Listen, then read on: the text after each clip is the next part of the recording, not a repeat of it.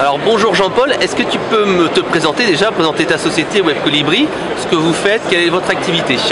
Bonjour, alors notre activité, nous sommes une société spécialisée dans le conseil et non seulement on est spécialisé dans le conseil, mais en plus on est spécialisé dans le e-commerce. Donc on ne fait que du conseil, que dans le e-commerce, sachant qu'on a une acception assez large du e-commerce puisque c'est pas forcément du transactionnel en ligne, notamment pour le B2B. D'accord. Alors nous avons 150 clients dans toute l'Europe. On a des clients au Royaume-Uni, en Belgique, puisqu'il paraît qu'il faut toujours avoir un client belge, et en France, sur toute la France, bien qu'on soit installé sur Toulouse. Ok, alors aujourd'hui tu vas nous parler du B2B et de l'e-commerce. Alors quand je suis par exemple un industriel ou quelqu'un qui vend en fait à des professionnels, est-ce que je dois avoir un site e-commerce ou je dois me contenter d'avoir des commerciaux, d'avoir mon circuit de distribution habituel? Est-ce que c'est complémentaire? Est-ce que ça sert vraiment? Alors, le plus simple, c'est de partir sur un exemple concret. Je vais te parler d'un de mes clients qui s'appelle Capdiana, qui fait de la protéine animale et sur un marché mondial.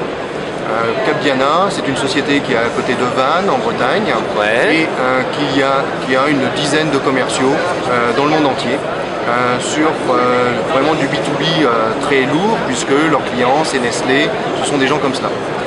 Capdiana, on a lancé leur site de e-commerce.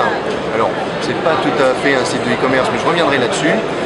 On a lancé donc leur site il y a un an de cela, et ils ont économisé entre guillemets deux commerciaux internationaux. Donc tu imagines les coûts. Ouais, parce qu'il faut trouver le profil, la personne, etc. Ça c'est cher, les frais de déplacement, etc.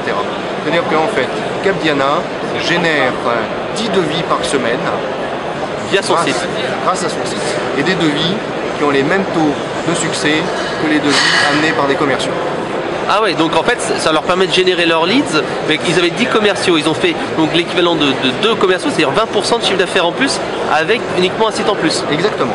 Parce qu'ils ont une couverture internationale, ça leur a permis en fait de toucher d'autres personnes? Oui, alors en fait, ça leur a permis deux choses. La première chose, c'est que ça leur a permis de tester des marchés sur lesquels ils n'avaient pas de commerciaux, puisqu'ils se disaient qu'il n'y avait peut-être pas suffisamment de business, donc ça leur a permis de détecter de nouveaux marchés. Ça, c'est le premier point. Le deuxième point, c'est que ça leur a permis aussi d'être toujours présent, parce que le commercial n'est pas toujours présent. Et donc en fait, ça a permis de réactiver, notamment avec de l'emailing, ça a permis de réactiver les contacts, parce que derrière le site, qu'est-ce qui s'est passé? Ce qui s'est passé, c'est qu'on a mis beaucoup de temps à reconsolider et à compléter la base de données clients-prospects. D'accord. Tout ça c'était éparpillé dans des fichiers Excel, des cartes de visite. Et surtout dans les smartphones des commerciaux. D'accord. Donc on a eu un gros travail en amont qui a été de collecter, de compléter toutes ces informations et de faire en sorte que les commerciaux comprennent que le site n'était pas là forcément pour les remplacer, c'était surtout un superbe complément par rapport à leur activité.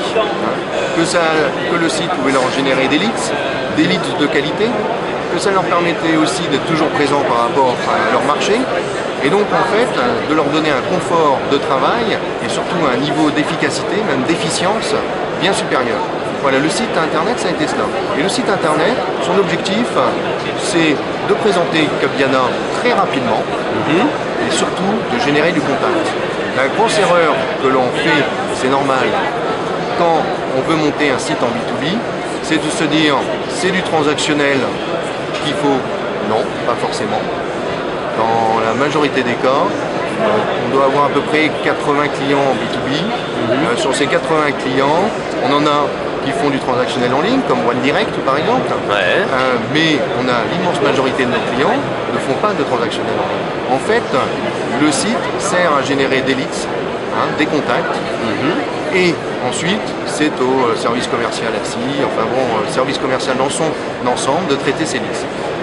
Donc l'objectif du site, c'est pas de donner trop d'informations, c'est en fait le fameux acronyme AIDA, donc faire en sorte de l'attention, l'intérêt, de faire en sorte que les gens ils prennent une action, une décision, une action.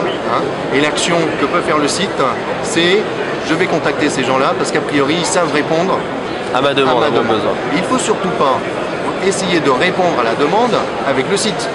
Oui, parce qu'autrement la personne ne sera pas intéressée pour rappeler derrière et avoir Exactement. un contact. Et le propre du B2B, dans l'immense majorité des cas, c'est que l'on crée le service, on crée le produit avec le client. Ouais. Il y a rarement des produits et des services Customisé, Ouais. enfin c'est customisé, c'est pas du standardisé pour la masse. c'est pas du standardisé. Donc à partir de là, il faut en raconter un peu sur le site pour bien montrer que l'on est des professionnels, qu'on a des clients, qu'on est légitime, qu'on a une valeur ajoutée. Mais à partir de là, il faut commencer à frustrer Et l'internaute. demander plus d'informations. Voyons maintenant, pour avoir plus d'informations, Un diagnostic, etc., un pré-diagnostic gratuit et sans engagement, évidemment, Ouais. eh bien, contactez-nous. Voilà, parce que l'objectif du site, c'est pas de faire des clients, C'est qu'avoir du contact. c'est d'avoir du contact. Ok, ça c'est la première partie, donc générer du leads pour un site B2B. Après, quand on se place de l'autre côté, enfin dans la poursuite de la relation, c'est-à-dire qu'on est là plutôt dans une entreprise qui vend du standard, qui vend du produit. Quels sont les bons conseils que tu donnerais à une entreprise qui va vendre en B2B? Est-ce qu'il faut mettre tout son catalogue en ligne? Est-ce qu'il faut, par exemple, certains de nos clients à nous utilisent en fait leur site comme une vitrine en fait, et les prospects non enregistrés peuvent juste voir les les produits, les descriptions, mais pas commander. Dis-moi un petit peu quelles sont tes bonnes pratiques là-dessus. Est-ce qu'il faut du descriptif, du texte? Est-ce qu'il faut viser sur le référencement naturel? Alors, beaucoup de questions. Je vais essayer d'être synthétique. Donc, d'abord, la première chose qu'il y a à faire, c'est vraiment se poser la question du catalogue. C'est-à-dire que voilà, on a une offre de service, une offre de produit. Si c'est du produit standardisé, ce qu'il faut, c'est bien voir comment on peut se différencier de la concurrence grâce à son catalogue. On a forcément des concurrents, et ce qu'il faut, c'est faire en sorte que l'on réussisse à générer des contacts ou à vendre directement ou indirectement grâce à son site. Donc ça, c'est de se poser où est-ce que je suis le plus pertinent. Souvent, il vaut mieux ne produire de mettre en tout cas en vitrine qu'une petite partie de son catalogue, peut-être la partie la plus différenciante ou la partie la plus spécialisée, pour dire voilà, on est des pros là-dessus, on est vraiment Les spécialistes, on est vraiment les meilleurs là-dessus. la référence. La référence. Et ensuite, des produits, je dirais, un peu plus standards, vous les vendrez après. Après, parce que vous direz, ah oui, mais bien sûr, on fait ça, ça et ça. Mais ce qu'il faut bien, ce sur quoi il faut bien travailler, c'est la différenciation. Donc en fait, ça veut dire qu'on choisit une petite gamme ou une sélection de produits qu'on met en avant via des outils de marketing traditionnels comme les achats de AdWords, mots-clés, etc. les achats de mots-clés. On peut également faire du livre blanc, on peut faire un certain nombre d'actions qui vont permettre de générer donc de trafic sur ce site B2B pour ensuite après donc convertir les clients. Parce qu'en fait, ce que l'on cherche assez souvent en B2B, ça va être un premier acte d'achat ou un premier acte d'intérêt. D'accord. Et donc ce qu'il faut, c'est le générer là où on est le meilleur.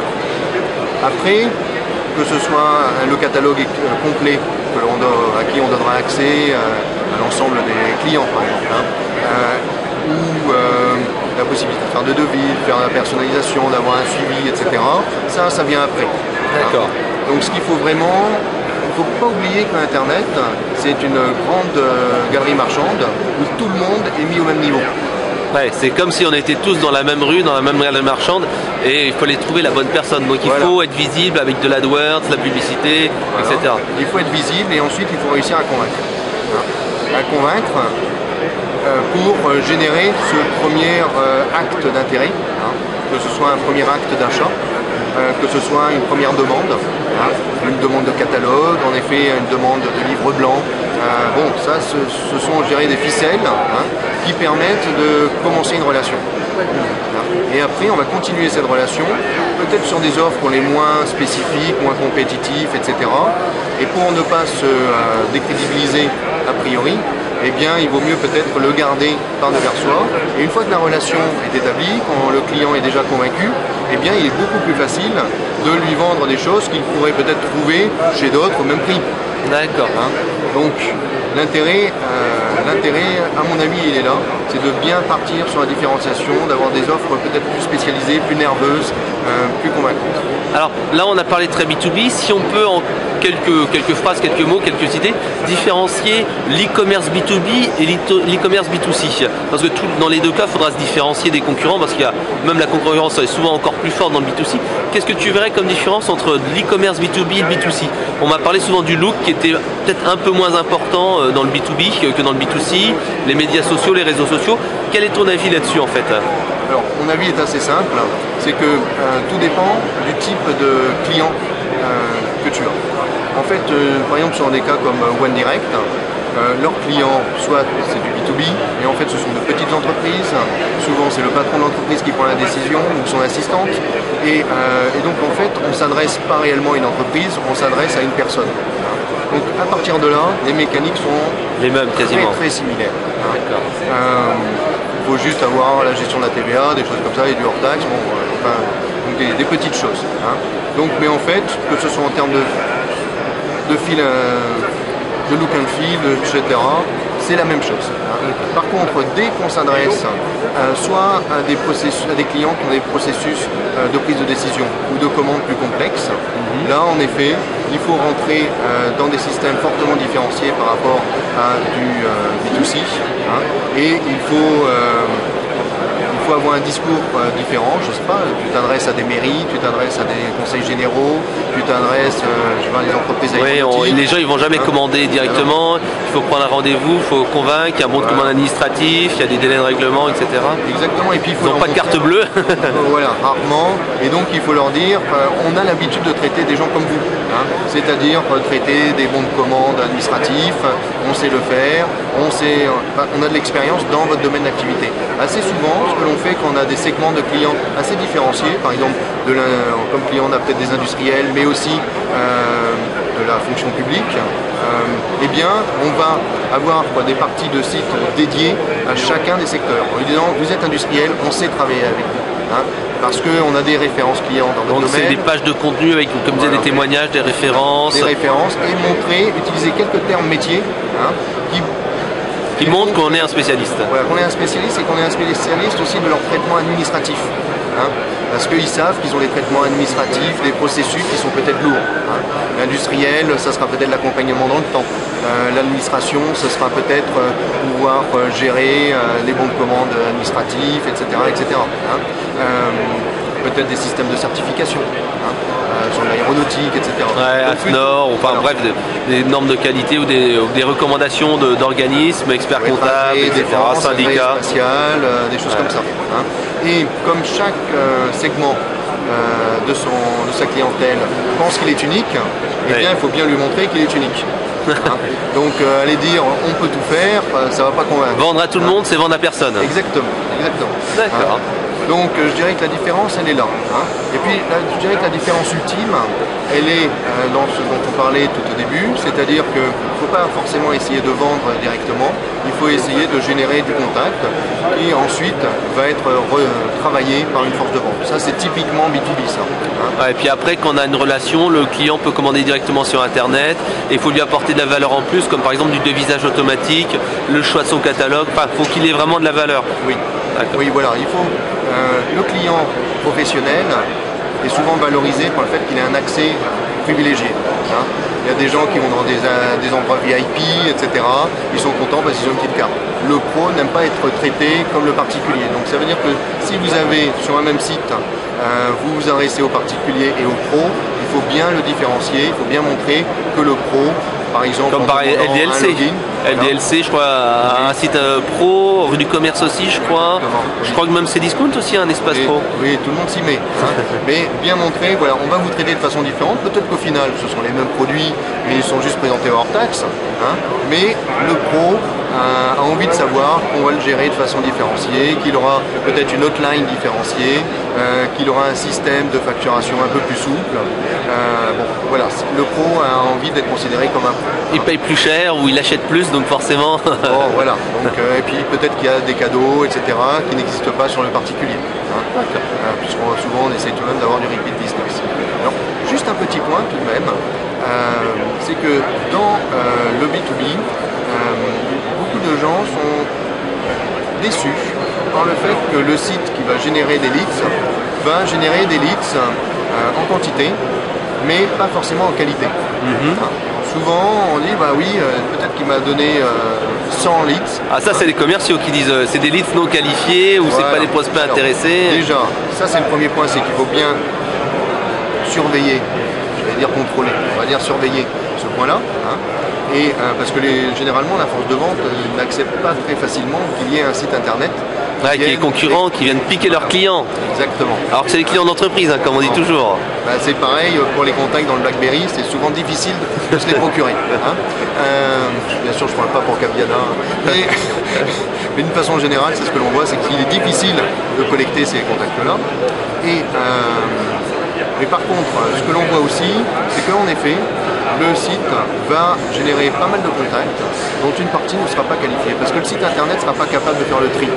Donc c'est comme pour la ruée vers l'or, il faut avoir le tamis. Et le site ne va pas être capable de tamiser. C'est-à-dire qu'il va falloir avoir une personne qui va faire objet qui va tamiser et qui aura une bonne connaissance métier, tout de même une bonne sensibilité commerciale, parce que parfois, quelque chose qui ne ressemble pas à une pépite, si on gratte un peu, il y a la pépite dedans. Donc il faut tout une cellule de qualification, en fait un télévendeur, on va dire, qui est là pour filtrer, qui dispatche après aux commerciaux terrain ou commerciaux métiers, ingénieurs commerciaux. Donc une cellule de qualification qui filtre. Exactement. Alors ça c'est un point important, et que cette cellule de qualification ne soit pas trop dépendante par rapport à la force de vente. Voilà. Pour justement éviter le fait, oh bah non, il n'y a rien de bien, le site nous amène que des problèmes et du travail supplémentaire et non pas de clients. Ce qui peut arriver. D'accord, ouais, c'est vrai qu'on l'a vu aussi. On voit très bien que les problématiques e-commerce rapprochent beaucoup du CRM et que la gestion de la relation client doit vraiment être gérée de manière globale. Exactement. Et c'est ce que vous faites bien sûr chez Web Colibri, vous allez sur tout ce niveau-là ou vous êtes vraiment spécialisé que pour que l'e-commerce? Vous aidez un petit peu les entreprises à gérer un peu leur process ou c'est uniquement vraiment que c'est au niveau de la stratégie marketing, e-marketing plutôt? Alors, quand on parle de stratégie, en fait, ça nous permet de montrer qu'on est global. Donc, parce que, comme tu l'as très bien dit, la problématique, c'est pas forcément uniquement le site. Ça va être la problématique de fichiers, ça va être la problématique de CRM. Donc, nous, Web Colibri, on travaille que dans le e-commerce, mais surtout le e-commerce. Donc, ça peut être des problématiques de logistique, ça peut être des problématiques de relations clients, de fidélisation, de gestion de fichiers. Alors, on n'a pas toutes les expertises, bien sûr, mais on a suffisamment d'expertise pour avoir la vue globale. Et ensuite, avec nos clients, on trouve les bons experts qui vont permettre, les bonnes plateformes, qui vont permettre de répondre à nos attentes. Ok, alors si on veut en savoir plus, où est-ce qu'on contacte Web Colibri? Est-ce qu'il y a un numéro de téléphone, un site web, un email, etc. Alors nous avons malgré tout un site web qui s'appelle Web Colibri. Tout attaché? Tout attaché, mais même si c'est pas attaché, normalement ça marche. Donc Web Colibri, W-E-B-C-O-L-I-B-R-I. Voilà. D'accord, .com, .fr. .com, oui, en .com. Et donc voilà, c'est assez simple. Autrement, on demande Jean-Paul Crène. Il y a un formulaire. Il y a un formulaire, voilà. Et puis après, donc, on est rappelé dans les quelques minutes qui suivent pour avoir donc un diagnostic et éventuellement un devis pour savoir comment mieux gérer son e-commerce. Tout à fait. Alors, nous garantissons de répondre sous 48 heures. Ah, voilà. Pas mal déjà. 48 heures, c'est une bonne disponibilité. Hein. Bon, donc c'est ce que... Alors, dans la minute, malheureusement, on n'est pas forcément capable. Puisque vous êtes en train de travailler sur plein de dossiers, c'est pour ça. Exactement. Mais donc, oui, et ce que l'on fait de toute façon, c'est que généralement, on rencontre la personne qui souhaite travailler ensemble, bien sûr sans engagement. Et puis là, à partir de là, on va être capable de lui faire une proposition construite, argumentée, pour faire un bout de chemin optimiser, ensemble, et faire en sorte que son action sur Internet soit rentable. D'accord. Merci Jean-Paul. Je crois que tu es également auteur d'un livre qui a eu pas mal de succès sur l'e-commerce. Qui continue à avoir succès. Il est sorti en juin, c'est ça? Oui, c'est ça. Il est sorti en juin. Il s'appelle le Vador, V-A-D-O-R. Comme Dark. Comme Dark. En fait, ça devait s'appeler le livre noir du e-commerce, puisque la grande différence de ce livre par rapport aux autres, c'est que c'est pas une liste de bonnes recettes. Ça donne les recettes qui marchent et celles qui ne marchent pas. Donc ça fait pas forcément plaisir à tout le monde. Mais au moins, ça permet aux personnes qui le lisent de savoir ce qu'il ne faut pas faire. Parce que la grosse problématique, c'est de savoir ce qu'il ne faut pas faire, parce que c'est ça qui coûte de l'argent. Donc, ce livre qui coûte 28,50 €. Disponible à la FNAC, sur Amazon, etc. Sur Amazon, et qui est d'ailleurs la première vente de livres e-commerce sur Amazon depuis le mois de juin. Donc merci à tous ceux qui l'ont acheté. Et eh bien, bon, on a plutôt des échos positifs. Donc si on veut l'acheter, Amazon.fr ou la Fnac, et on tape Vador, V-A-D-O-R, Voilà. 28 €, donc la Bible de l'e-commerçant, c'est ça? C'est ça. Bah, merci Jean-Paul. Je t'en prie, merci à toi.